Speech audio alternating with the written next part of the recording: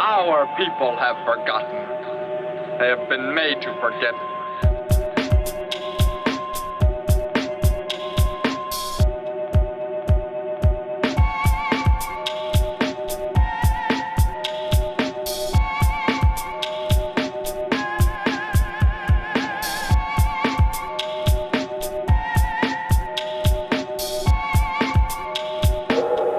Welcome to Public Remains, where not every tale is weird, but it should be.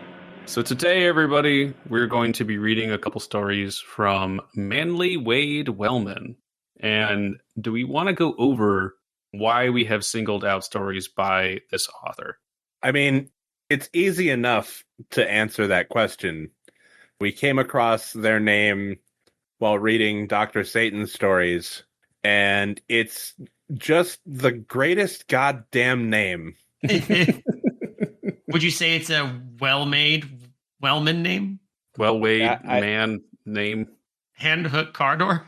Mandor Handhook Manly Wade Wellman. Fucking, oh my god, you just triggered a memory. And unfortunately, I don't have all the details, but we were, I think Paprika and I were reading the governor's ballot, or just the latest like primary ballot for California's midterm elections and shit.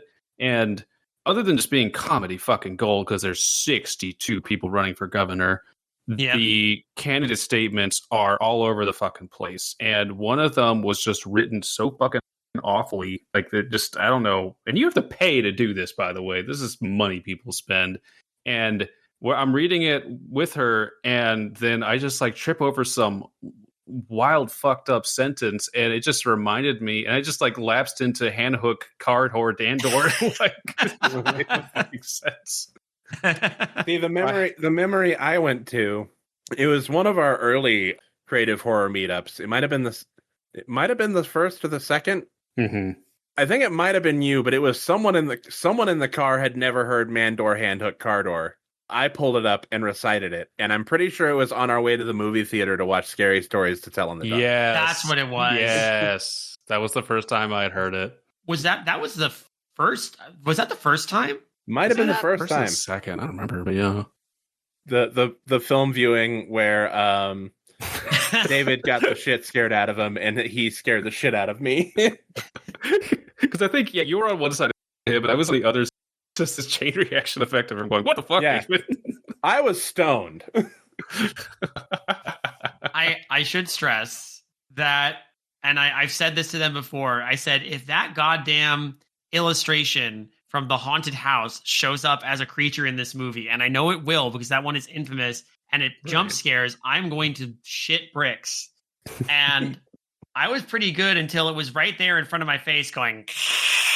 And I literally remember yelling at the top of involuntarily, "Oh fuck!" Yep. And the jump scare did not scare me. You scared the hell out of me.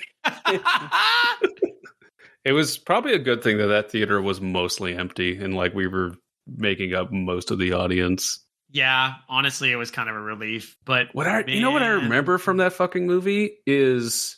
Because I barely remember the story. I remember the parts that they took from the books, but like the overarching plot, I was like, I barely remember. But I do remember it ends. I think if I remember correctly, it ends with like one of them going, "Yeah, we saved everyone. All right, I'm going to go off to Vietnam. I've grown up." And Al just goes, "Yes. Wait, no, hold on, no, go back. Can we stop this?" Yeah, literally one of the main characters is like, "All right, I've faced my fears and I'm not afraid to run from what I've been running from." And we're like, and the audience are like, "Good for you, buddy." And he's like, "So now I'm going to go off and fight in the Vietnam War." No.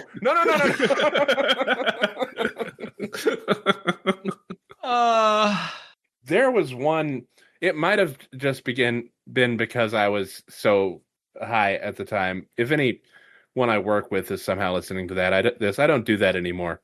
There was one part of that movie that like viscerally scared the shit out of me, like not in a jump scare way, but like in a like real way.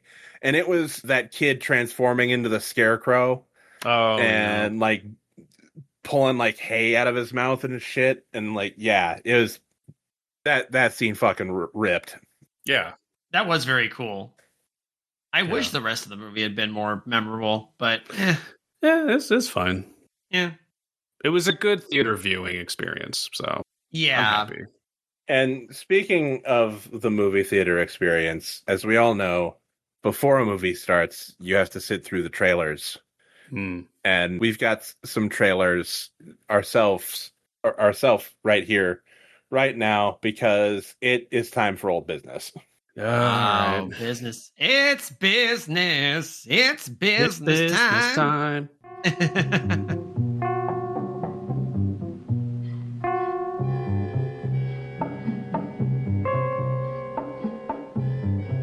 Hey. Okay. Of course. Of course.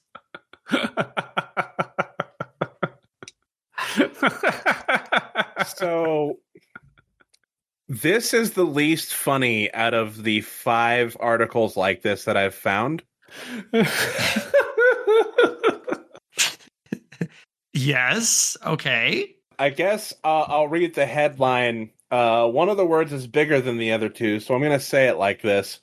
Prostate gland weakness, nervous debility, frequent night rising, leg pains, lame back, lumbago, sexual weakness, kidney and bladder trouble, chronic constipation, despondency, restlessness at night are only some of the ailments differing in individuals that can often be ascribed to lesion of the prostate gland.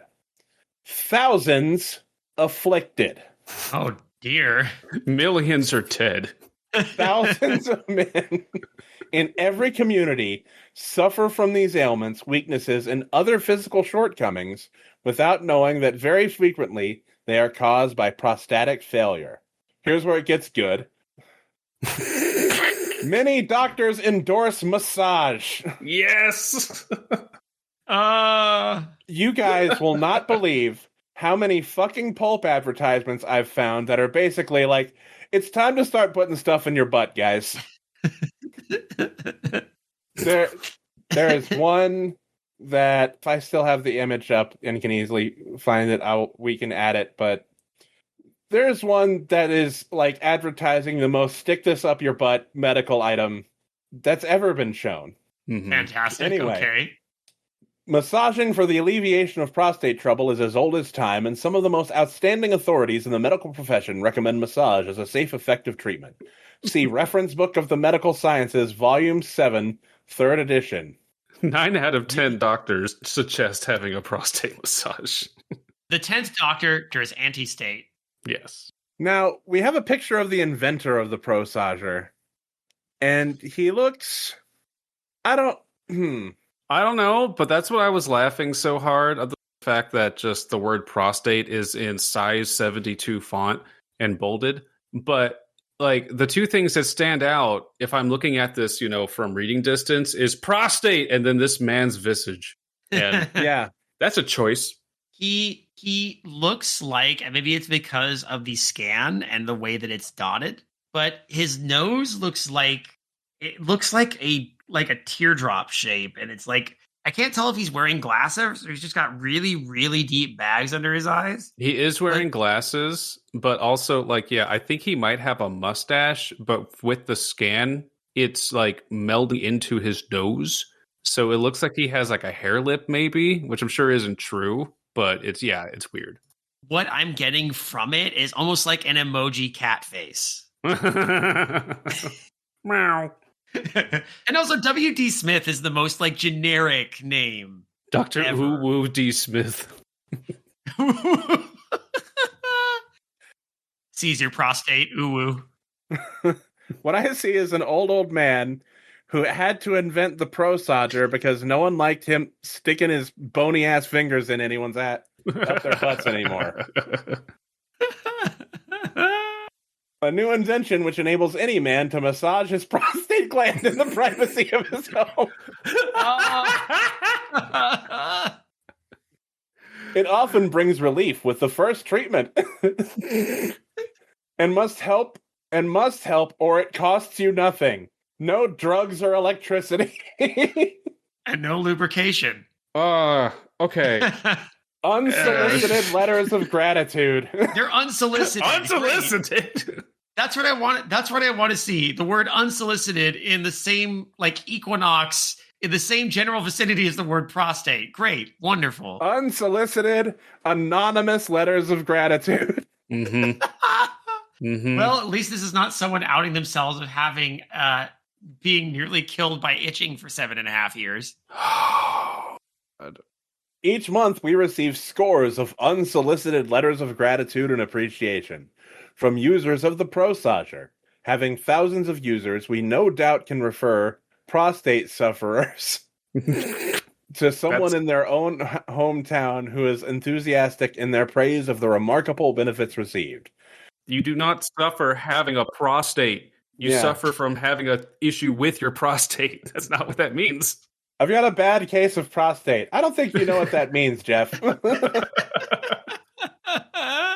Oh, yeah. Wow. I posted this earlier in the chat. We aren't even going to read this one. I think I've shown this to you guys before, but I just want your reaction right now to this. Oh, yeah. Oh, yeah. Dilitherm. That is the most going in your butt a thing has ever looked like. Is it terrible too that when I start to read it, it says many are finding, but it's again, old scan of old paper. So a split second, my mind said fondling instead of finding. Yeah, accurate. I'll accept either. We can add this to the post for the Patreon. That's two old businesses for the price of one, gang. Yeah. And everyone can look at this image and agree that there is nothing more plainly meant to go up your butt than the device advertised in the second thing. Yeah. That's all it's for. Yes. Anyway, and that's old business. Oh, right. So wait, how do we get this? But what about the booklet, Alan? What about the booklet? Oh, yeah. I'm sorry. Free booklet explains trial offer. A 1-cent postcard with your name and address, plainly written, is all that is necessary. Address card to Midwest Products Company, B3410, Kalamazoo, Michigan. So I'm just going to let everyone know in the past, and you're all dead, so it doesn't matter, but you could send a 1-cent postcard with your name and address to this man and overpay probably for what is essentially a dildo that you could just go get elsewhere and do the exact same thing.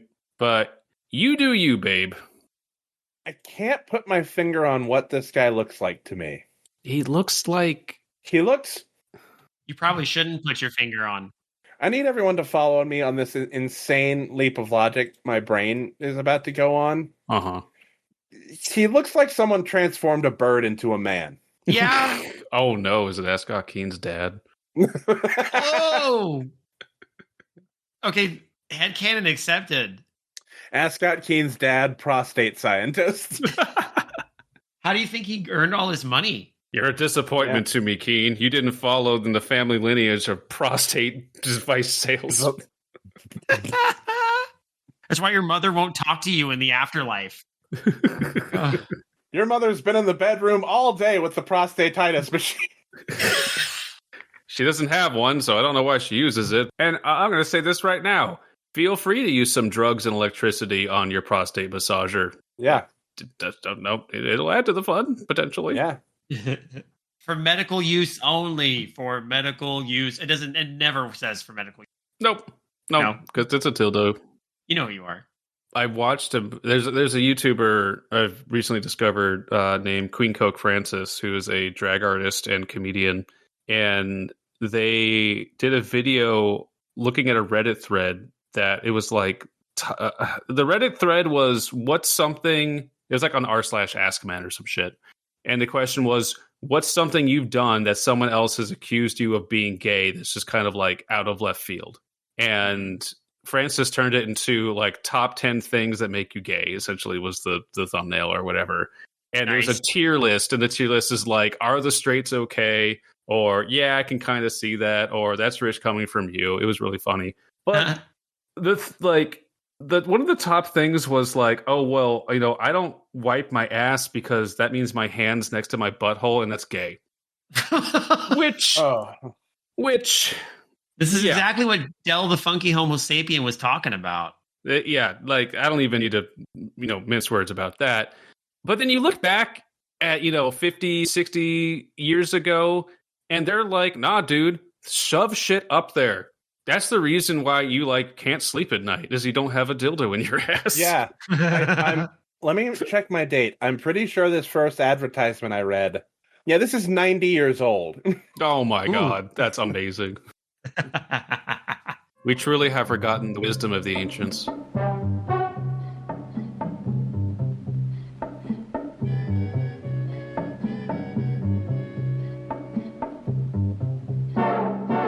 So, Manly Wade Wellman. Manly Wade Wellman. Manly Wade Wellman. We can spend an hour on just the first half of the first page. We could. We could. We Yeah. really could. Manly Wade Wellman. So let's talk about this first story we're going to be reading. Yeah. Yeah. We have selected 2 stories from Mr. Wellman that we are going to examine here. Now, we don't know that much, at least on right now, about Manly Wade Wellman, do we? Not a lot. So the best way to get to know any author, I think, is to read their work. But maybe as we go along, we will get a little more information. I do want to point out this is from Weird Tales from November of 1927. So once again, we're just barely within the century mark here. This cover of Weird Tales is amazing, and I almost thought this fainted lady was a centaur woman. But it turns out that's just the other guy's leg, and they're just really wearing really weird spidery looking pants. Well, he's got a fucking vertical stance a mile wide. He does. And they look like, I think they're both wearing they almost look like they're wearing suits with fins on the back, like shark fins. Something like that, yeah. Aviator caps. But that's not what we're reading. That's The Invading Horde by Arthur J. Burks. Mm-hmm. We are doing Back to the Beast. So I did do a little bit more research than you guys. Mm-hmm. Thank you, researcher Allen. I had to know the most important thing. Is that his real name? Right. Yeah. And here's the thing. As far as I can tell, yes. Wow. Cool. Not only is that his real name, he wrote under a variety of pen names, and none of them are as cool as Manly Wade Wellman. Huh. I can't imagine. He wrote under the pseudonyms Gabriel Barclay, Okay. Levi Crow, Gans That's kinda T. bitchin'. Field, Hampton Wells, and Wade Wells. I believe he was born in Portugal? Oh. Okay. Oh, Portuguese West Africa, sorry. Huh. interesting. Very interesting. So, yeah.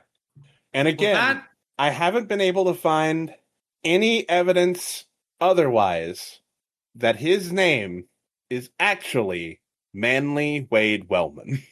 Well, until proven as such, we will assume it is his real name. and that's some good information to have in general. Now, our first story we're going to read is Back to the Beast, which is not very long, but we'll see if it is strong, and it's going to get the friction on.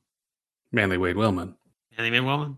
Manly Wade Wellman. I will say, I think Levi Crow is a pretty bitchin' author name, and that's going to be the name of one of my next DVDs here. Those, in hindsight, all felt like that one Scott Gardner video I always share, where he's in the Hall of Presidents. Hampton Wells, Gabriel Barclay, Levi Crow. So this first page, we have in very large font, Back to the Beast. And then we have what appears to be a drawing of a simian, some type of primate. Very gorilla-like. Very gorilla-like, but with very, very anthropomorphic, a very anthropomorphic expression. And this creature is pouring something into a glass. And the caption text says, "Now for the arsenic, so much in a glass of water." Yeah. And all I can think of is that one episode of SpongeBob where SpongeBob and Patrick are talking about, like, what's the correct way to do Wombo? And they shrunk Squidward, and he's just sitting on top of Patrick's hand and just says to himself, I wonder if I jump from the side, I could kill myself.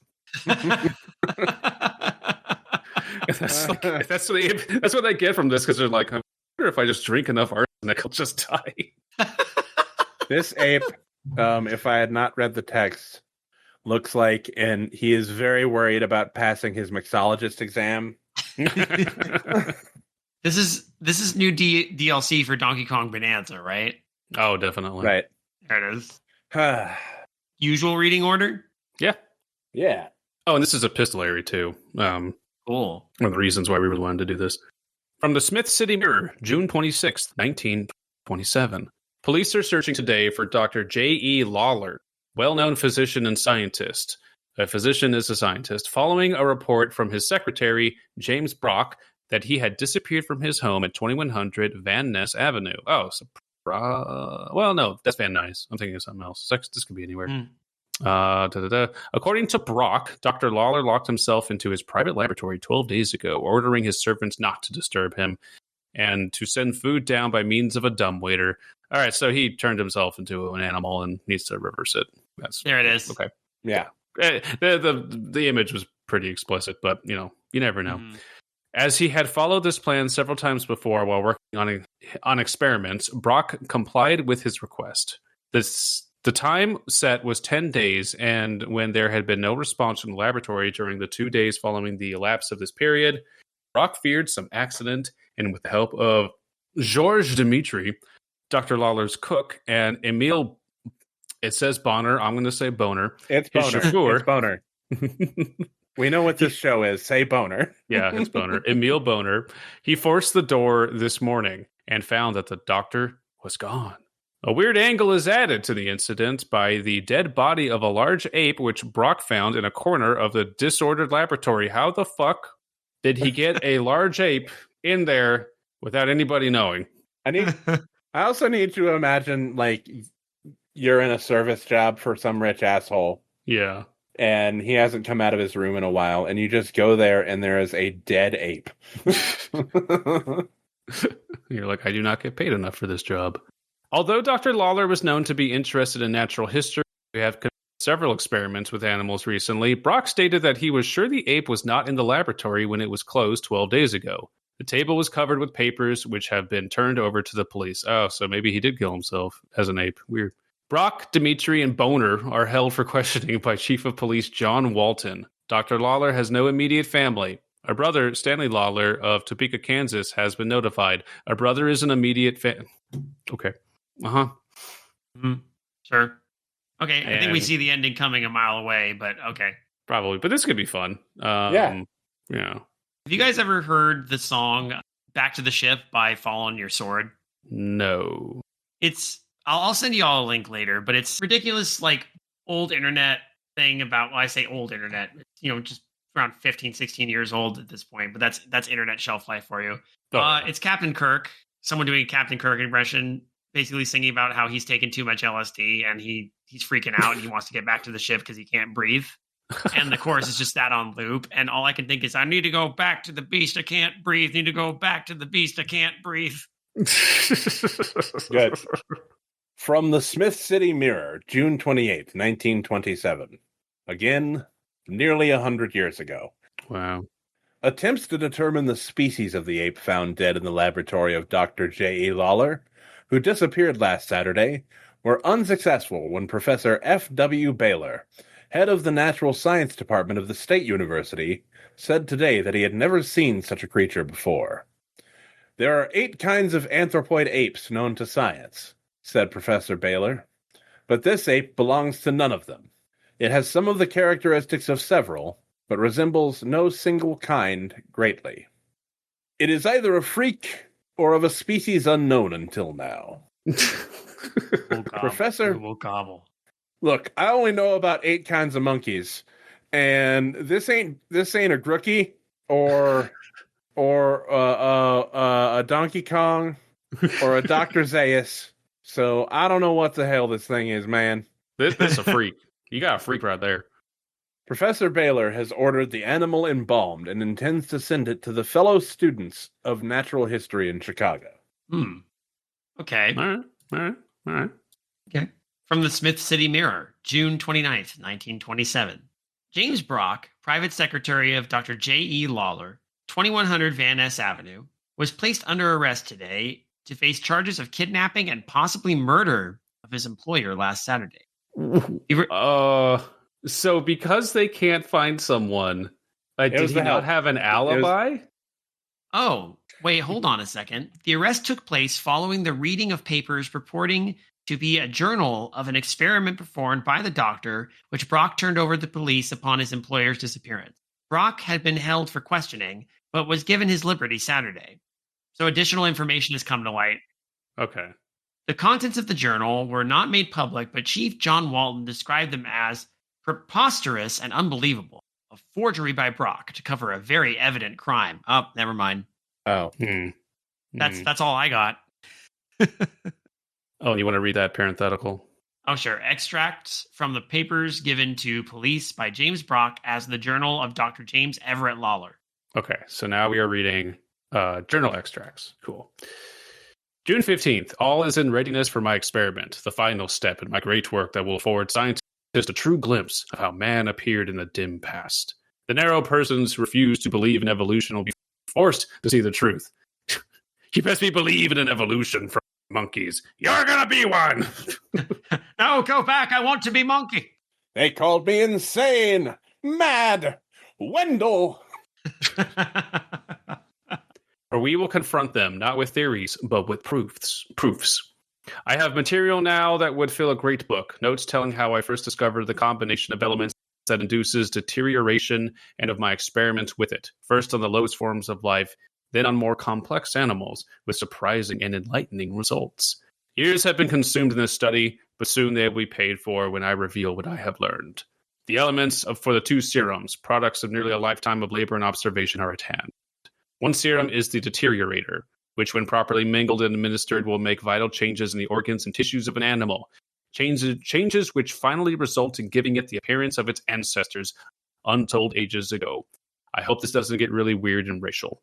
This change can be arrested by the administration of the counteragent, which will restore the transformed creature to its former condition. I do not suppose that any person less determined or less scientific in mind than I would dare perform this experiment upon himself. No one else is as batshit crazy as me, I think. But after all, it is as safe as such a thing can be. Okay. I have studied its effects and powers too much and too long to go wrong now. And I know that I shall, oh God Lord, the scan, not be mentally incapable of handling it. The change is physiological, not psychological. So I guess you keep your mental faculties even if you go through this. Oh, so it's like Animorphs. Spell. Cool. Yeah. I did want to add, because I botched this so bad on the first episode, that if things do get weird and racial, we do have the option of pressing the nope button. Absolutely. The nope button, which stands for the negative Olden propaganda ejector. Yeah. That's what it was. Okay, thank you. Good. If you guys can't see, I've actually had them installed at your desks. Yes, I do see that. Yeah, I've been staring at it. It's just an enormous red button on your desk now. Yeah, it's pretty enormous. I almost had to figure out how I was going to put my recording equipment around it without accidentally pressing it and launching myself into the stratosphere. But Foretelling the course of the whole process is a mere matter of rationalization. As I plan it, I will let the deteriorator work in my blood for 5 days, then the counteragent for 5 days, to make sure that the effects of the experiment are completely dissipated. Thus, I expect to see in my mirror what my ancestors were like 5,000 centuries ago, and then return to the body and semblance of Dr. Lawler, all within 2 weeks at the least. I have locked my door for 10 days. Brock, a sound, sensible fellow who obeys my orders without questioning, will see to it that I am undisturbed. And after this private experiment, I shall present my findings to my fellow scientists as a proof of their theories. Who can say that my name shall not be numbered with those of the great evolutionists? Okay. So, interesting. yeah. The people talk about the good old days and expect all this old stuff to be all backwards. Most of what we've learned today about the good old days is apparently in this almost 100-year-old story, we have an evolutionist, someone who does believe we evolved from apes, if this story is anything to go off of, and that it's totally chill to put stuff in your butt. Maybe they really were the good old days. Yeah. Maybe they were. This is weird. This is a pretty interesting formula. I wonder, it seems like he's using it ethically because he's using it on himself. But wait, what's that? Hello? I understand you have a formula that turns people into animals. Sorry, everyone. It's our new boss. Sir, we're recording. The sign was on. Yeah. I was not informed. The sign was on. If the light is on outside the door, we're recording. This is our job that you pay us for. You think a sign is enough to stop me, Dr. Satan? Well, clock would have been.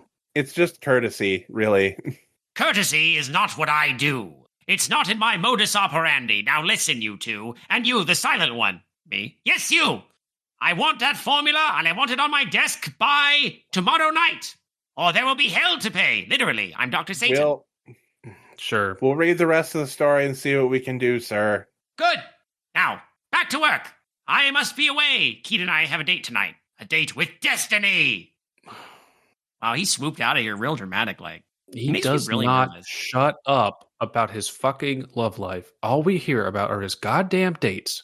He says date with the energy of someone who says like he's going to have like a duel, but we know what kind of duel it really is, you know? We all know. Like he's trying to like attach some weird like mystery to it, and just leave me alone. Leave me alone. So like I know like I came to your guys' place and had those buttons installed, but like he has been in my garage for the past few days and he's like hung up a bunch of black curtains everywhere. Oh god.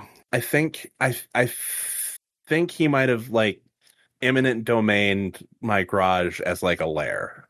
Have you checked any of your like motor vehicles though to make sure you didn't install like a thin wire that'll cause it to burst into flames when you? I don't drive, so. Okay, yeah. So then you should be okay. Yeah. Make sure there's not like a big Tesla coil or like I don't know a portal to like a cave with a flame pillar that comes out of it. Just check the sides. I did actually replace all of my wood furniture with like plastic and metal because I don't want him burning my shit up.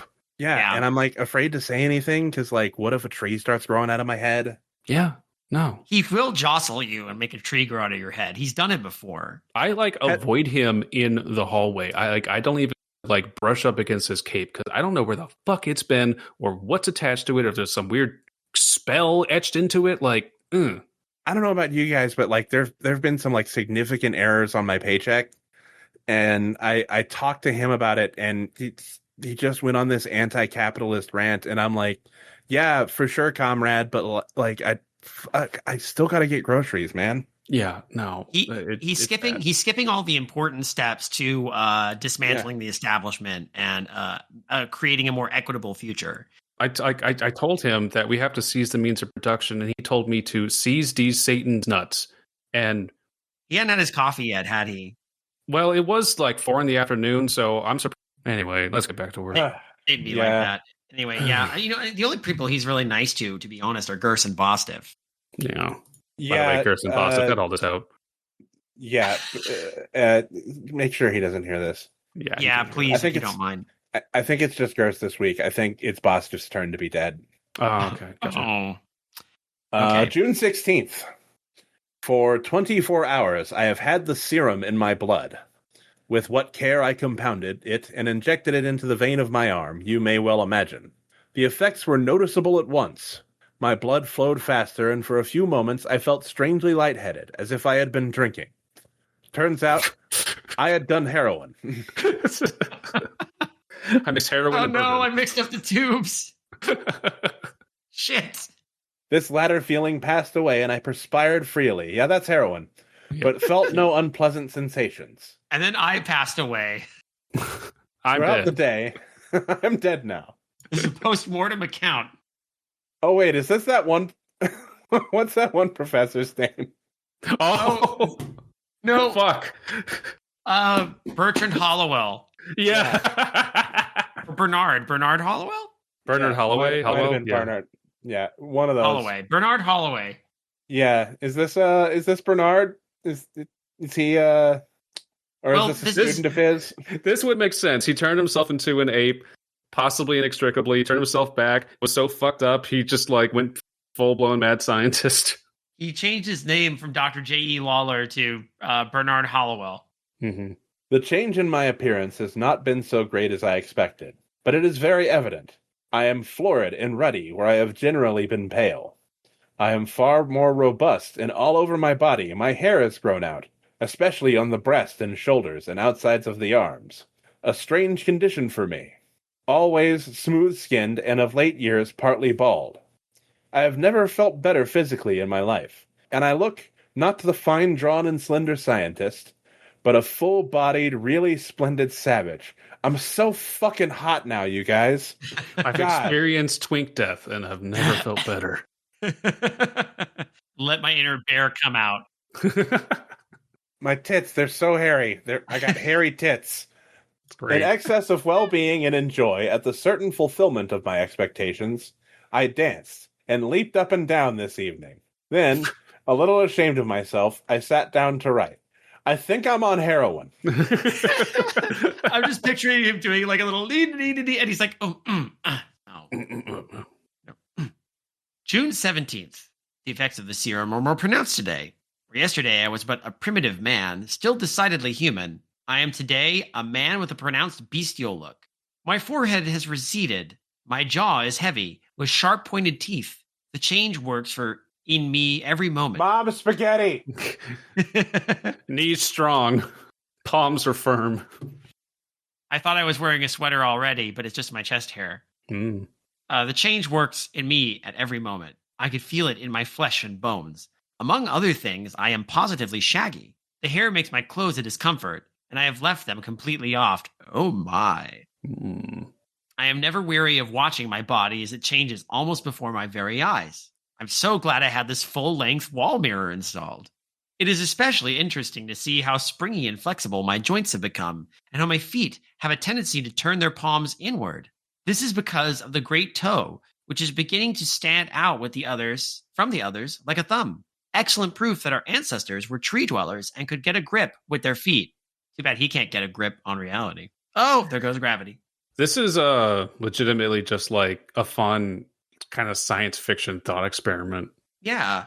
Nothing terribly deep so far, but I do think this is... I am kind of enjoying this. Yeah, that's cool. I like it. Yeah. I am positively shaggy. Zoinks! It wasn't How me. could I have forgot that I had given her an extra key? It wasn't me.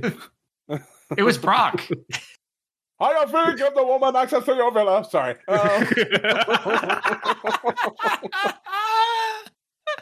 Dead ape in the corner. It wasn't me. Sorry. To me. That just like jumped out of me. It's okay.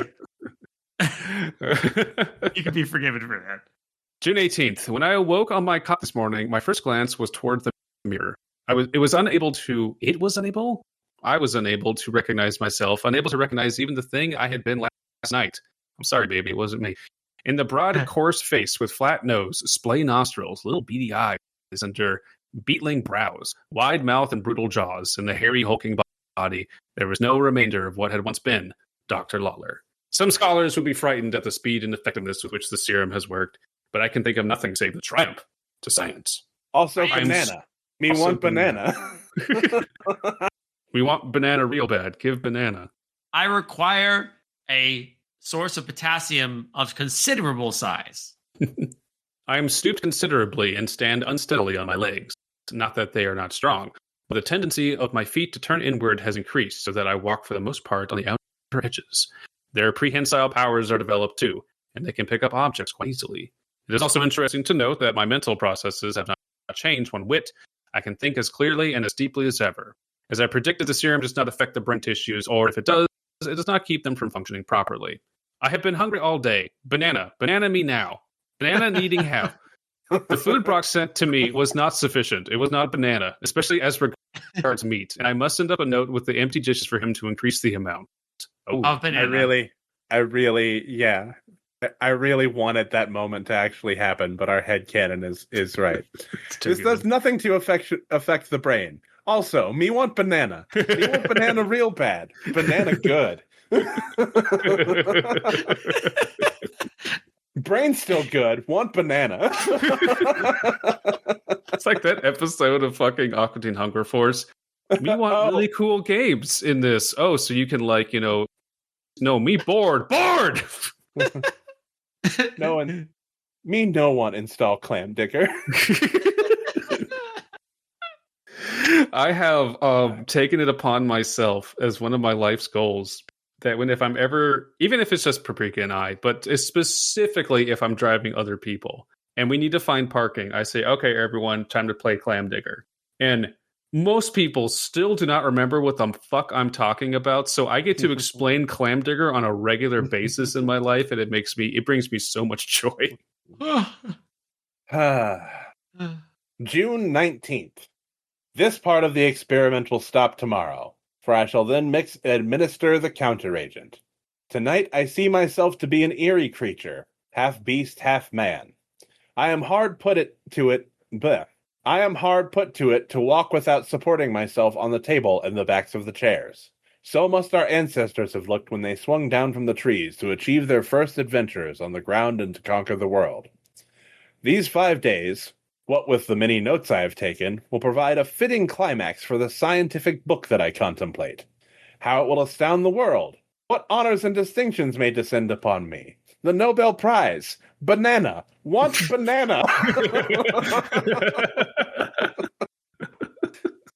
Fame is mine, certainly. Fortune, if I wish it, may follow. So good night and goodbye, my primitive self yonder in the mirror. Tomorrow I shall commence the journey back to the appearance of Dr. Lawler, that I may immortalize you in all your fascinating grotesqueness. You just had to talk to your hide ape self like that. Now you're fucked, my dude. Mm-hmm. Yeah, I was about to say, well, I can only anticipate. June 20th. Oh, fuck. That's all there has to be. I fucked up real bad. More or less. I mean, based on what I'm seeing here, let's see. June 20th. Oh, how could I not provide against this? Oh, bother. Oh, bother. Oh, no. With all the machinery of my experimentation evidently flawless, I must forget a single item. An item maddeningly simple, maddeningly obvious, and yet a thing that has proved my undoing. Let me remain sane for a moment and marshal the incidents as they occurred. There is not much to tell. This morning I went to my shelf of chemicals for the ingredients to compound into the counteracting serum. My hands, which of course had become clumsy and primitive, seemed to have trouble in picking up the little vials. But this did not worry me, as I began the combining of my materials. 2 of them I mixed in a graduated glass, went to Harvard, and then reached for a pipette to administer the 3rd. My unsteady manipulation did not allow the proper proportion to flow in, or at least it dropped too much, and though there was a corresponding effervescence, I could see that the mixture was a failure. I poured it out and tried again, with the same result. With growing uneasiness, I made a 3rd attempt, and again my clumsy hands failed me. Too late, I realized that the mingling of the elements in the proper proportions and manner had been a task that required all the delicacy of a skilled chemist. My hands, no longer the deft, steady hands of Dr. Lawler, were those of a subhuman creature, and as such, not equal to the feat. I could have easily stuck my head out the door and said, hey, Brock, you want to come help me out for a second, my dude?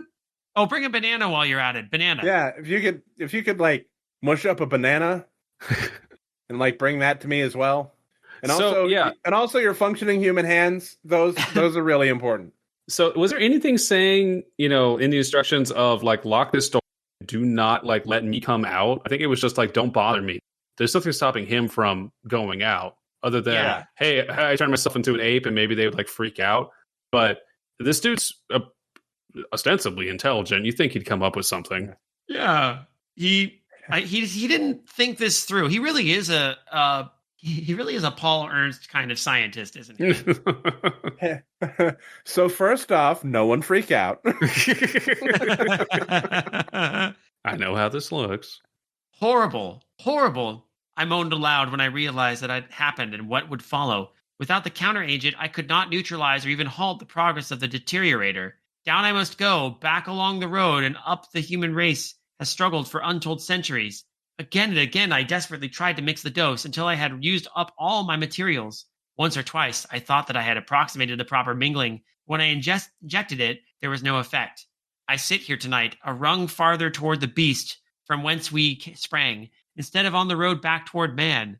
Like one lowered into a well, I see above me a circle of light growing smaller and dimmer as I descend into darkness and horror. What shall I do? From this point forward, the journal is written in an almost unintelligible scrawl. It's just the next page is just the word banana over and over again.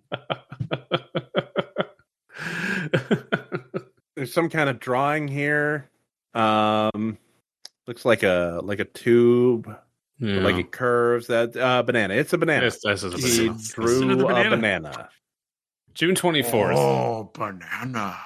For 3 days I have not written. I have not slept and have eaten only when the pangs have roused me from my half-trance of misery. There were no bananas. Horror has closed over my head like water. Yes, I have no bananas. No bananas today. I have no banana and I must eat. At first I searched frantically for more materials for counter-wrecking laboratory. Oh, we had a room wreck scene and we're not going to see it described. Dang it. Oh, well. Oh. This would be a great opportunity to see just if this was a visual podcast, there would be the scene from Zat, except you would superimpose the gorilla head on Zat. Hell yes. But to no avail. I had used it all in trying to mix the saving dose 3 days ago. Today what was to have been the last day of my experiment. Perhaps the servants will force the lock if I do not come out. And then, so you did instruct them to lock you in. Or you locked yourself in. That's a dumb thing to do. Yeah, either way, yeah. You could just say, hey, y'all been working for me for a long time. I do weird shit down there. I might become an ape, so don't freak out. I could never make them understand. You didn't try. I have no more power of a beast than any other beast. For a beast I have surely become. I cannot bear to look in the mirror, for I see only a dark, hairy form hunched over the table, a pencil clutched in its paw. Aw, that's cute. Aw. And that is I, James Lawler. What wonder that I border on the edge of insanity. Let whoever reads these words take warning from my plight. Do not meddle with the scheme of things as nature has planned. Delve not into her mysterious past. I have done that, and it was my complete and dreadful undoing. If it had not come in this way, it would have come in another. I do not doubt for a moment. Dun dun dun. Bum, bum, bum. June 25th. Morning. Oh, morning. Morning. Morning. I have not budged from the chair where I sat to write last evening. I heard Brock's voice outside the door, asking me if I was coming out. I want the world to know. Gotta let it show. I dared not make a sound in reply, and he went away. Why? Dumbass. Is existence bearable in such a condition? Okay. Even now, the sliding back into lower and lower form continues. It will not be long before I am no longer even the ape thing I appear. Perhaps the serum will carry me back through the ages until I am the slimy sea crawler, from which all life had its beginning. Oh, God. And as if an answer to that name comes the memory of what still remains in a drawer of my table. Arsenic. Not an easy death, but a quick one. So shall I die, for if ever a creature was justified in taking its own life, that creature is myself. Is it, though? You barely tried. I will leave this journal as an account of what has happened, and as a warning to others. The formulas for my serums and all that pertains of them all. Oh, shit. Hey, Dr. Satan. Oh, he's on his date. Oh, yeah. Write down to let him know that we can't get him the serum because the guy fucking burned everything. Yeah. He's not going to be happy about that. Do I Never have to be the one to tell him? It's your turn. God damn it. Okay, fine. The formulas for my serums and all that pertains to them I will destroy. Never shall another scientist meet with my fate if I can order it otherwise. There. The papers are flaming in the grate. Now for the arsenic. So much in a glass of water. Farewell. And here the journal ends. Okay. Okay. This was fun. It was fun. This was fun. It was cute. The hubris of this scientist knows no bounds. It's interesting because it's still got that kind of Weird Tales, cosmic horror angle of man is discovering new things about science that scare and like possibly will be his undoing. Mm-hmm. But it still affirms science as like real and evolution is Yeah. real. It's a good message. Sorry. It is. I think it's a Patton Oswalt bit where he's talking about sometimes science is fucking wrong. And it's like, we made cancer airborne and contagious. You're welcome. We're science. All right. Yeah. Well, what are our takeaways? Well, I guess that's one of our takeaways. Let's be more specific. What are our takeaways from this story? I learned that there's something in the water back in the day because we keep just running across these scientists who are at both times incredibly intelligent and probably geniuses, and also the dumbest motherfuckers I've ever heard of. Yeah. Twilight Zone vibes. Yeah. Yeah. Honestly, yeah. This is the hubris thing. Is honestly, I've learned that I'm going to need you guys to have a pair of tweezers on hand because when I tell Dr. Satan this happens, he's going to use the light to shrink me down to a molecular level. And I'm going to need someone to pull me out of the floor before I sink to the earth. Okay? Yeah. No problem. Okay, I appreciate it. We might as well get the next bit out of the way before we go too far. I don't know. I feel like my heart's not in it. I think we all need a refresher of kind. Yeah. Just, wait. Yeah. Like a little refresher for our brain, and I've pressed the button on my desk that locks your doors. Fuck.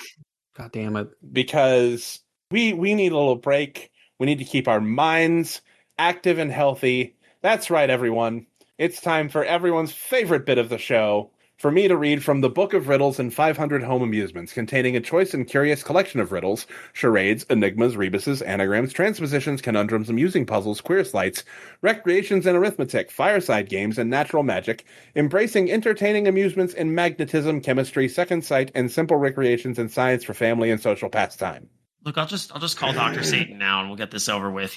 No. This is for those not aware, this is a book that's from the Harry Houdini collection of the Library of Congress, published in 1863, and it's got some very, very, very, very good riddles to tickle and tease our brains. Good to know. I tried calling him. He's not picking up his phone. Shit, he must be really into it with Keen right now. Mm-hmm. No, come on, guys. This is fun. We're having fun.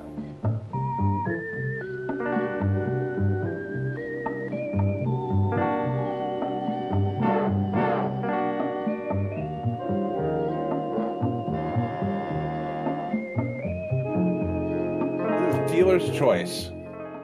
Would you like to start with a riddle that is kind of clever, or the one that pissed me off, and that's why I included it? To the one that pissed you off. Yeah. We got to sit here and endure this. I mean, might as well do the one that pissed you off. I have two riddles ready, and they're both way shorter than the last one I read you. Okay. All right. I'll read one of them and then the other, and let you decide which is the one that pissed me off. Okay. A lady gave me a gift she had not, and I received her gift, which I took not. She gave it willingly, and yet she would not. And I received it, albeit I could not. If she give it me, I force not. And if she take it again, I grieve not. Consider what this is, and tell not. For I am fast sworn, I may not. Is it her heart? Is it a knot? No. It's a continuation of the theme from our last episode together. It is a kiss. Oh. Okay. Yeah. Right. Okay. And the second riddle is, why are sinners like corn and potatoes? What the Why are sinners like corn and potatoes? Why are sinners like corn and potatoes? Because as they sow, so shall they reap. Because they have eyes yet see not, and ears yet hear not. You know how ears of corn and like potatoes have eyes? Fuck not you. Not. Yeah. Not. I need you to imagine me selecting riddles for this show and coming across that one, and I'm like, I'm gonna put this bullshit in our fucking See, when Alan comes across something like this, he's like, if I have to suffer, so does everybody else. Yeah. Before it even gets to the answer, it pisses me off. Yeah. Why are sinners like corn and potatoes? Shut up. That's why. Fuck you. Seriously. Because fuck your fucking mother.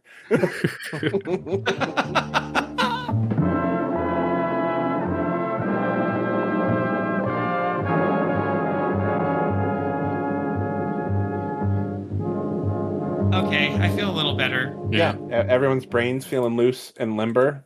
I had to put it back in my skull because it leaked out of my ears a little bit. But yeah, I'm good. Because we do have another story to read from Manly Wade Wellman. This was not terribly long either, so that's good. And much like we chose Manly Wade Wellman because we liked his name so much, and that's exclusively how his work ended up on this show. Yes.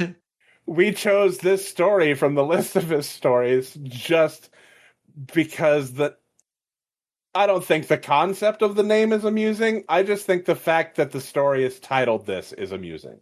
What's that title, Alan? It is Dead Dog. Sometimes we are very, very discerning people.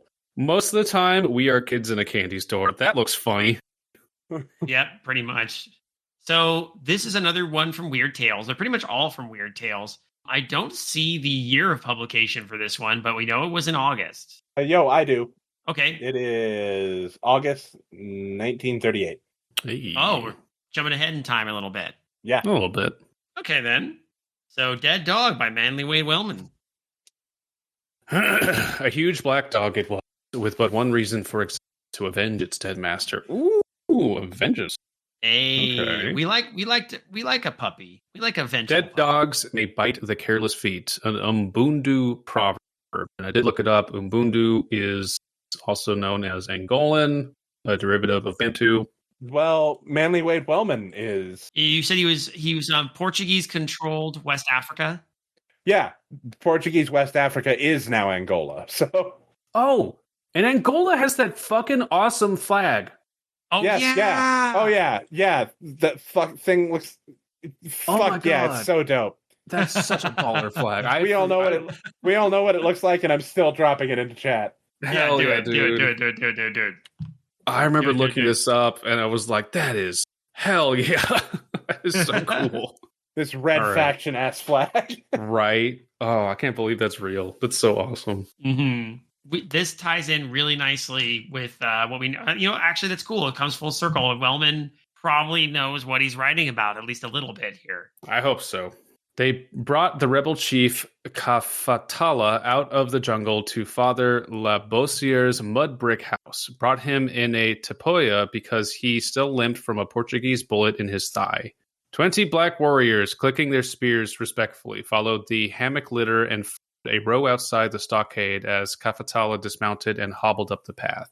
Springing from his seat on the porch, Father Labossiere walked swiftly to meet his old friend. The chief was lean, taller by a head than the sturdy priest, and black as basalt, save for a gray scar across his proud face from eye to nostril. My hand is hovering above the nope button. Yeah, it's happening with me too. I feel, I don't know. Yeah, I feel I'm like not maybe pushing Manly it. Wade Wellman knows his stuff a little bit. Yeah, Yeah. I'm not pushing it. I'm kind of ready. Gosh, We've been burned before. Mm-hmm. The two men said the requisite Kalungu greetings and sat on a log under the broadleaf fig tree. Then Kafatala spoke. Because, obviously there is, there's research that's been done here. There's a familiarity in writing of, Angolan and, the people there. But that doesn't preclude you from being a horrible racist. You can be intelligent and still a horrible piece of shit. Let's see how this goes. We're proceeding with caution, and as always, I stress with this particular podcast, we are reading things from certain time periods where obviously we're going to run into these things maybe a little more often than we should. So, with that in mind, we're going to proceed with caution. Yes. Keep in mind, if our threshold is the white worm, we are nowhere close to that yet. No, not yet. You'd have to do a pretty hard fucking Lovecraft's cat to really get there. All right. Your advice came to me in my hiding. Cannot hope and against soldiers. Now I must surrender and save my people from punishment. That is wise, Kafatala, nodded Father Labossiere, smiling. 9 years in West Africa had not dulled the missionary zeal that had saved him from a pleasant cure of souls near Antwerp, and moments like this repaid him for long toil. The white man's savior, of whom I told you, continued, will make your sentence a light one. Okay, I am hoping that the dead dog is going to get revenge for Kafatala's sacrifice. If That's is what I'm where this hoping is too. going, I'm fine. If that is not where this is going, I'm very worried. Yeah. Yeah. Yeah. Okay. The scar darkened on Kafatala's face, and his wide lips tightened. My people will suffer no more. That is all. Rodriguez, the Portuguese captain, will kill me. The priest held up a hand in protest. Not all Portuguese are cruel. not all cops. Not all Portuguese. It is true that Captain Rodriguez's heart is sick. He was sent here because he had sinned against the laws at home. Oh, so you just sicked him on other people. That's cool. Great. However he came here, he will kill me. Capitala fairly jerked out the words, then apologized for interrupting. Goodbye, my father. We shall meet again. Still, Father Labassiere argued, a power will save you, Capitala. A power may avenge me, was the bleak reply. That's all. Yeah, I think this is leaning towards what you said. So yeah, if so, awesome. Fucking cool. Yeah, seriously. Father Labassiere brought notebook and pencil from his pocket and scribbled a note as he sat. This asks that you be treated kindly, he explained. My fastest servant will bear it to the fort ahead of you. The chief thanked him courteously and rose. One favor before I go. Name it. Capitala emitted a chirping whistle. At once something black and swift sped from behind the row of warriors, dashed through the gate and up the path. A huge, shaggy hound, as black as thunder. It was as large as a calf, and its eyes shone with an uneasy greenish pallor. Yet it seemed gentle, thrusting its long, ugly head under the chief's hand. How dare you call it Oh, a sweet puppy. boy lug ugly? Puppy. Will you keep my dog for me? Asked Capitala. Until you come back, agreed Father Labassiere. I do not come back, insisted the other, and Father Labassiere changed the subject by asking how the beast was called. Oh, I'm going to butcher this. Ohan Dongela? Hondagela. Hondagela? Dongala. Ohan Dongela. Oh, Long John. Gondola. Johnson. Yeah, okay. Replied the master. That word means revenge in the Imbundu, and Father Labassiere, eyeing the dog, thought it as fierce as its name. Black, rough, lean, powerful of jaw, and long of fang, it had something of the forbidding wild about it, almost like a forest beast. But all dogs were once forest beasts at the beginning of time. Kafatala again excused himself for cutting the visit short, spoke commandingly to Long Johnson, and smiled when the brute curled himself obediently at the feet of Father Labassiere. Then he stumped to the gate, crept into his tapoya, and gave the signal for the march to continue. And I'll pass. Ooh, good start, honestly. Yeah. 3 days later. Jesus. Father Labassiere was awakened before dawn by the dismal howling of Kaflatala's hound. He grumbled sleepily, then reflected that a man of God must not think unkindly, even of a beast. He rose, took an early breakfast, pottered among the lettuces in his garden, and at noon read a marriage service over a giggling young couple that wanted white man's magic for good luck in its new household. Afterward, he wrote letters to a favorite nephew, to a group of fellow priests at home, and to the Dutch trader who sent him supplies from Benguela. He did a bunch of other boring shit, too. At about 4 o'clock in the afternoon, a chorus of shouts from his servants betokened a stranger coming up the trail. It was a runner, bare-legged and wearing a faded khaki shirt, who advanced to the porch, saluted in clumsy military fashion, and offered a parcel sewn in rice sacking. From the fort, the runner told him, Captain Rodriguez has sent it. Uh-oh. Thank you, some answer, of course, to his plea for mercy to Kaflatala. But why a package and no letter? There must be a note inside. Producing a clasp knife, the priest ripped the sacking. A face looked up at him through the ragged hole. A black, dead face. Upon it, a pallid gray scar ran from eye to nostril. Kaflatala had been right. Captain Rodriguez had made short work of him, and thus was answering Father Labassiere's recommendations of mercy. Again rose the doleful wail of Ohandongala the hound, and just before sunset the great beast lay down and died, quietly, quickly, and inexplicably. Oh. Oh. Ghost dog, ghost dog, ghost dog. Well, the dog did need to die, or it wouldn't be a dead dog. Otherwise, we wouldn't. Yeah. We have a title. We have a title, ladies and gentlemen. Hey! Sorry, I don't want to think about dead dogs. You know what I want to think of? The flag of Angola. Hell Yeah. Flagola. Fraggle Rock. 3 moons had waned and waxed again, and the same runner from the fort met Father Labossiere just outside his stockade. It was mid-afternoon, as on the runner's previous appearance, and again he had something from Captain Rodriguez. Not a package this time, but a letter. The priest took the envelope and gazed for a moment at the almost indecipherable characters that spelled his own name upon it. They had been set down by a shaking hand, a hand that he knew as the captain. He had written to Rodriguez on the same day that he had received Caflatala's head. He had stiffly indicted officer as a cruel and cowardly murderer, and sent a duplicate of the letter to the governor of Luanda. Nobody had replied. Was this a belated acknowledgement of his message, perhaps a justification of Rodriguez's actions, or a further sneer at the priest? He opened the letter and read it, his kindly face spreading over with wonder. For Rodriguez was praying for help and comfort in the name of Christian mercy and priestly compassion. The last phrase in particular was out of character.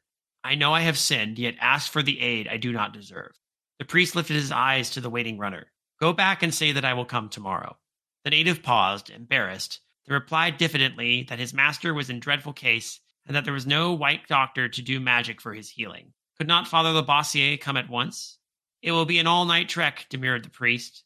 Then he thought better of his hesitancy and added, but a moon will shine. I shall go with you. He changed into flannel shirt, walking boots, and wide hat. On his shoulder he slung a canteen and a musette with medicine. In his pocket were prayer books and a Bible. From his little arsenal he chose a hunting rifle, for lions might be hunting along the night trail. Then, placing his oldest servant in charge of the house, he set off with the man from the fort. Okay? Pass. Okay. Right. It was a wearying tramp by moonlight, and an uneventful one. At sunrise he came to the fort, where, brooding in his quarters over untasted food, Captain Rodriguez waited for him. Father Labossiere was shocked at sight at the Portuguese. When they had last met 4 months previously, Rodriguez had been florid, swaggering, and vigorous. Now he sagged shrunkenly inside his dirty white uniform. The face he lifted was pale, its eyes wild, and his once jaunty mustache drooped. Father, he mumbled hoarsely, I'm ridden by devils. Father Labossiere took the captain's hand. It trembled in his grasp. I do not doubt you, my son, he replied gravely. Yours has been an evil life. Rodriguez grimaced in doleful acceptance of the reproof. Come, let us sit on the porch in this blessed moonlight.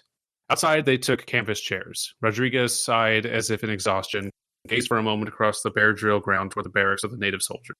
Then, my sins crouched beside my bed at night. The priest waited for a moment. When his companion did not continue, he said tentatively, Seek forgiveness from the Lord. If I could. Rodriguez leaned toward him, and his breath in Father Labossiere's face was the breath of a sick man. A Christian God cannot be invoked, only a savage devil to spare me. Father Labossiere fingered the silver cross that hung from his neck. That thought is a transgression, my son. Unsay it. Take it back. Shove that shit back in your mouth. The captain clutched his face in wasted hands. I do, I brought you here, Father Labossiere, because God can't help me. I have to make a deal with the devil. And I just want to be like, okay, so what did you bring me here for then? So I just walked through 3 days of, potential lion attack. Cool. I'm like, I have malaria now. Yeah. I don't know if you know about how Christianity works, but the devil's super not my guy. Turns out Rodriguez had read Paradise Lost and was like, I don't know, he seemed like the good guy in that one. 3 nights before, he had retired as usual to his lonely bedchamber. He spoke of his habitual preparations, the examination of the windows to see if their gratings and mosquito nets were in place, his locking of the door against possible night prowlers, his placing of a service pistol beside the water glass on his bedside table. Nothing untoward had happened during the day. It had been even tiresome.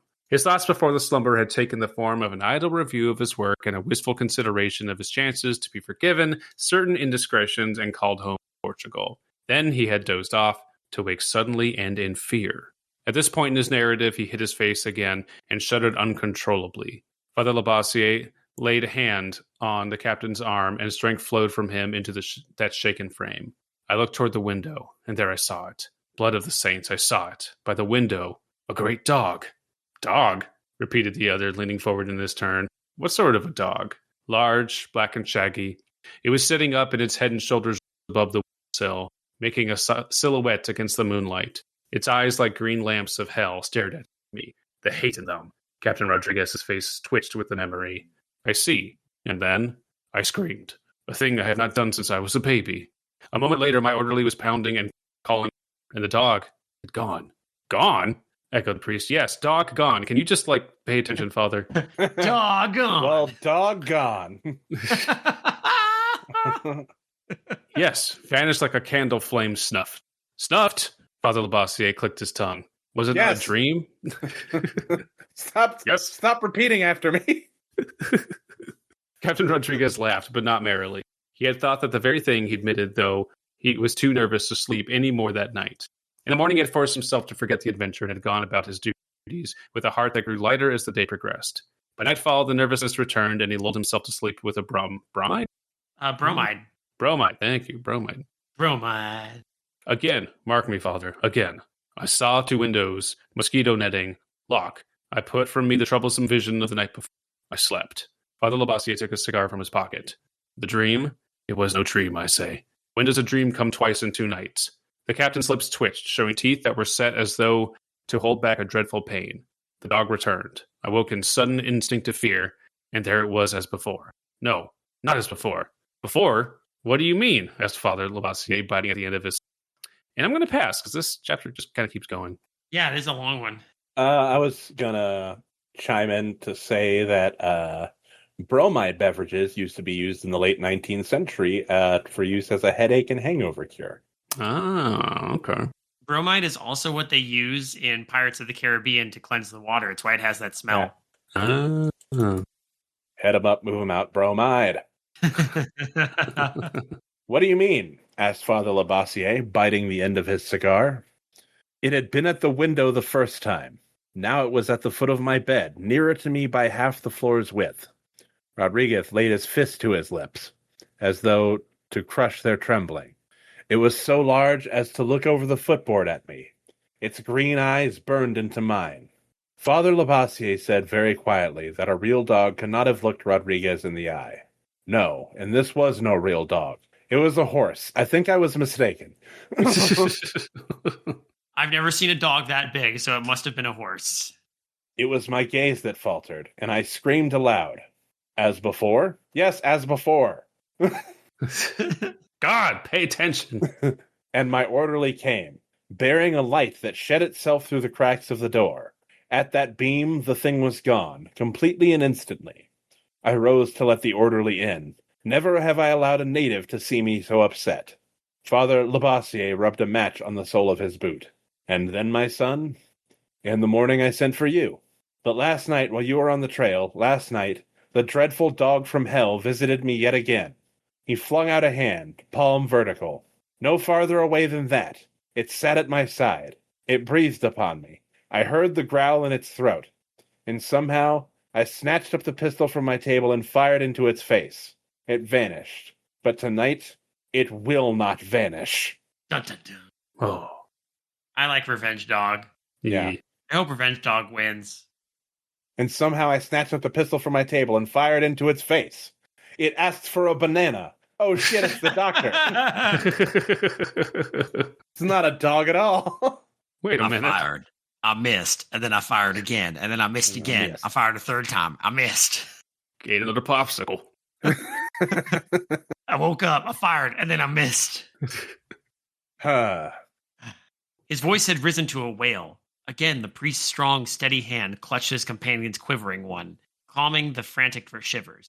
You have fancied these things, my son, but I swear they are true by every saint in the calendar. Come, father, to my room. You shall see for yourself.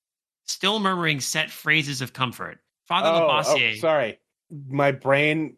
Okay. Fancied means imagined these things. Yes. Okay. Yeah. I thought it meant fancied in the way I think, and it. Right. I thought the priest was just like, so you want to fuck a dog, huh? It's kind of fucked up, my son. That was a show dog. You gotta be nice. It's gotta win the Yukonuba Tournament of Champions. Still murmuring set phrases of comfort, Father Labossiere followed Rodriguez back into the house. The captain's sleeping compartment was comfortable and even luxurious beyond military requirements, appointed as he had described. See, urged Rodriguez, laying an unsteady finger upon the door jamb. This round hole. My bullet made it. I see it, Father Labossiere assured him. And you observed the gratings and nets at the windows, the lock on my door? Well then. Father Labossiere cleared his throat. He was well read and something of an amateur psychologist. My son, you knew perhaps that Chief Kaflatala had a great black hound. Did he? I never saw it. You had heard perhaps of the beast. Its name was Ohondagala. Rodriguez bit his lips. Ohondagala, or Han Solo. Revenge. He calmed himself. We three crackers apologize in advance. Yeah. Ohondagala. Revenge. He calmed himself and said that he might have heard of it. Ah, then, said Father Labossiere, it has become a symbol with you, my son, of the wrong your heart's core has admitted. Much more, he said, drawing upon Freud and the Gospels in turn. That feels like a weird dichotomy. What? Sure. The Gospel according to Freud. I was just about to say that. And lo, he looked upon his mother, and there was a stirring. Yeah, it's the weirdy Oedipal version of the Bible. Anyway, Captain Rodriguez listened carefully, nodding from time to time as though he comprehended the argument and was disposed to agree. But if this is the truth, he said, when the priest had made an end, what am I to do? You have begun by repenting and confessing, Father Labossiere told him. Tonight, gasped Rodriguez, turning pale. Do not fear. Go to bed as usual, composing yourself. I shall sit up in the parlor. If the dream returns, call me. Softly. We will deal with it together. Rodriguez drew a deep breath as of relief. I am hungry, he said suddenly. I want a banana. Me want banana. You, Father, have not breakfasted. Forgive me my neglect, and be my guest. And I pass. All right. I do like the old-timey usage of breakfasted. Yeah. Yeah, same. As in breaking of your fast. Yeah. No, Break that fast. Yeah. I wouldn't mind bringing that back. fast. Also, the thought I had in the middle of all of that was sometimes the Eucharist is just the Eucharist, and that's yep. Not even really a fully formed joke. Just my brain combining Freud and religion again. Eucharist. Toward nightfall, Captain Rodriguez became nervous, meditative, boastful by turns. Once he spoke of native magic and twice of charms against the devil. Again, forgetting his abject admission of wrong, he loudly argued that he was justified in executing Kaflatala.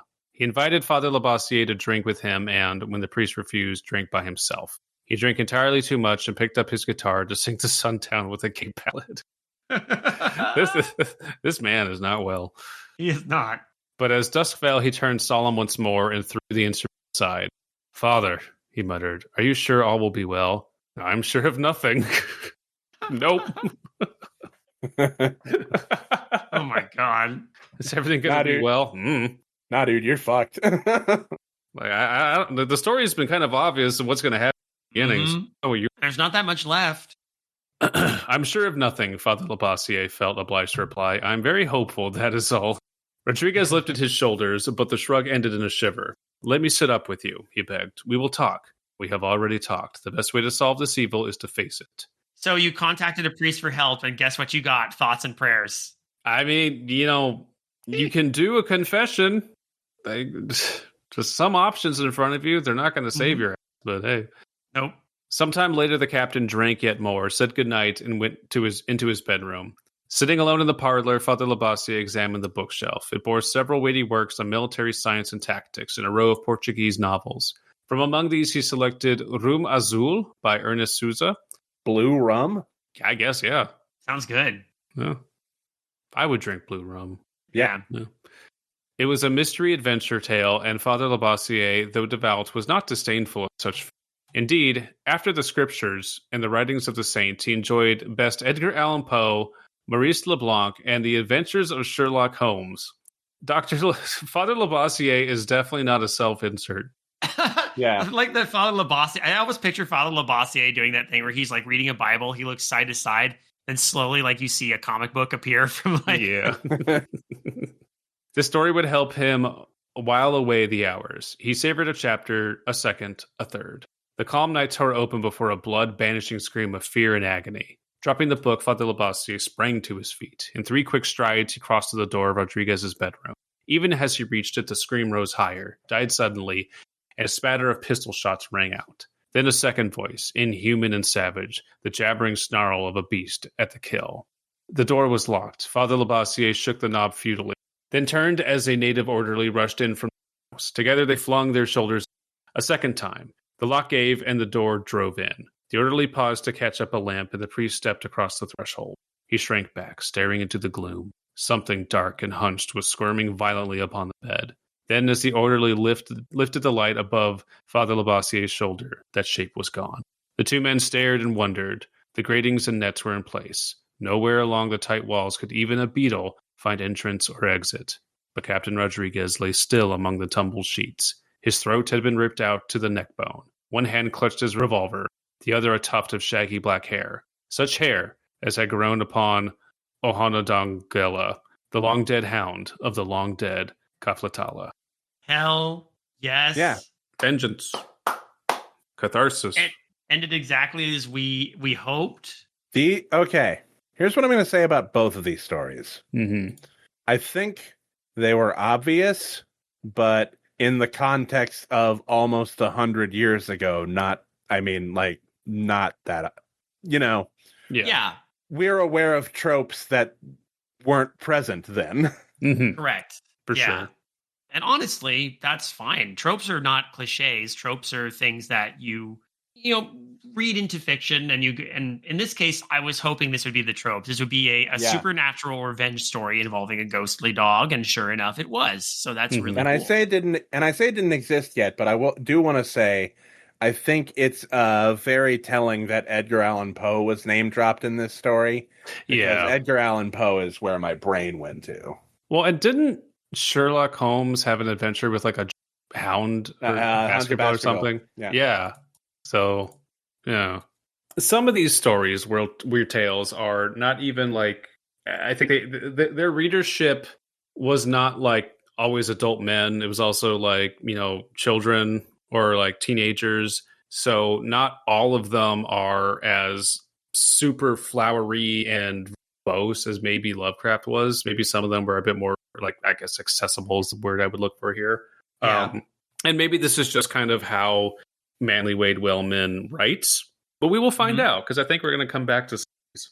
I'd be curious to see more of Wellman's work. I mean, these first two, I'll not blow your hair back or anything. These were pretty enjoyable. I liked them both. I liked the voice. I was interested to see where they went. And again, it seems like he, especially with Dead Dog, he's writing from experience, or at least some cultural know when it comes to having grown up in West Africa. So, and I'm thankful that while the story was towing the line in some of its language and didn't really need to hear the word savage so much, of course, this is a story of its time, but it was, it is kind of like, wish fulfillment. This is it. Yeah. If we have to make this a recurring bit, it barely registers on the white worm meter. Oh yeah. No, barely. Yeah. And we didn't have to hit the note button. Nope. Good sign. A little anxious at first, but beyond that, no. Fine. Yeah. I think we're 2 for 2 so far with Manly Wade Wellman, so that's great. Yeah. Mm-hmm. I so far enjoy the works of Manly Wade Wellman. Yes. I think he mentioned Wichita in his first story, and I think he went to college in Kansas. So, Oh, neat. Interesting. Good to hear. So, what are our takeaways from Dead Dog? I learned, don't be a imperialist colonizer asshole, or you're gonna die horribly by a dog ripping your fucking throat out. I learned that it's probably easier for 3 white guys to just not be awkward about it and just admit that they're having trouble pronouncing Ohonodongela. Yeah, good point. Yeah. And I learned that when it comes to sleeping sickness, prevention is the only cure. So get that mosquito netting set up real good, everybody. I think the best way to prevent sleeping problems is to shove a dildo up your ass and give yourself a prostate massage. Yeah. They found Rodriguez dead, his pistol among his tumbled sheets with his prosager right beside him. turned out he'd grabbed the Pro Soldier instead of the pistol. Yeah. What's happening? That's why the And then dog he was squirming when it disappeared. He got mixed up and pointed the Pro Soldier at the dog while he shoved a gun up his ass.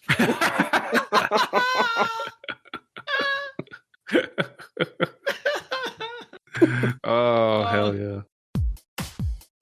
Greetings, fools. It is I, Dr. Satan, and this podcast is part of CreativeHorror.com, a network of podcasts and creators working together to build a constructive community of horror fans. For more content like this, visit us at CreativeHorror.com.